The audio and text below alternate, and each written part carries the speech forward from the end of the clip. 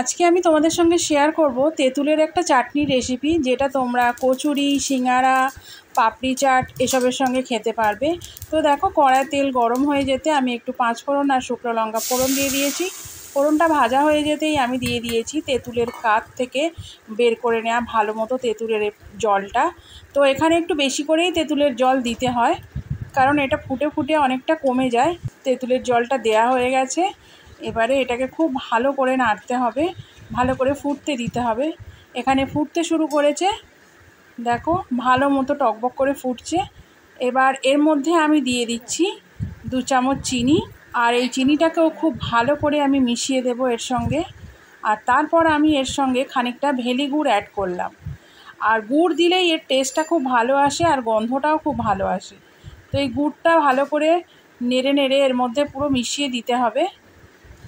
আর টেস্টের জন্য আমি এখানে দিলাম একটুখানি নুন, আর হ্যাঁ, একটুখানি লঙ্কা গুঁড়োও আমি এর সঙ্গে অ্যাড করেছি, আর তার সঙ্গে একটু বিট নুন, কারণ এর কালারটাও আসবে। এটা একদম পুরনো তেঁতুল বলেই একটু কালো কালো লাগছে।